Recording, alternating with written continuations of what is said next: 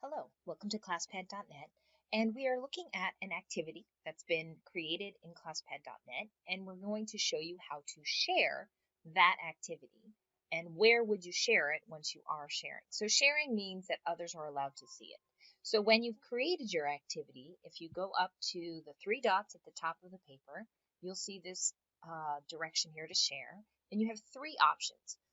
The default is that it's private, meaning only you, it's only in your account, no one else can look at it. If you decide to go public, and I'm just going to do that first, that means when I hit apply, it creates this URL, and that URL can then be shared with anyone else. So you can do it in an email, or if you have a Google Classroom, or on a website that you have. All you need is that URL link, and anyone can then open the paper and work on it.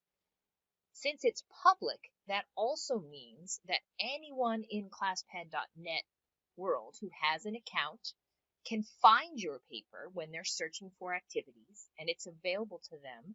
They can look at it, they can use it, and they can duplicate it. So public sharing is basically you sending your work out into the world for others to use, copy, add to, whatever. So that's what public means.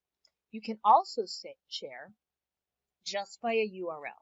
And that means only someone who has the URL can actually open it. They can't find it in the ClassPad general library. They have to know the URL. This is what you might want to do if you want to share with just students. You don't want them looking at other activities, or you just want to send it off to a colleague and you don't want everyone in the ClassPad community to be looking at it. So URL share is more private. It's who you choose to share it with. You'll notice when you hit the URL share that you can also create a homework. You can make the activity become a specific homework.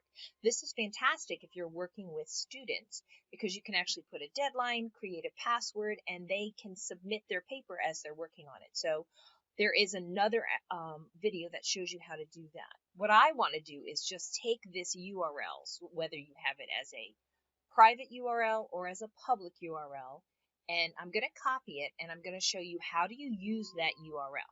So let's say I have this URL and I want to send the activity to a colleague.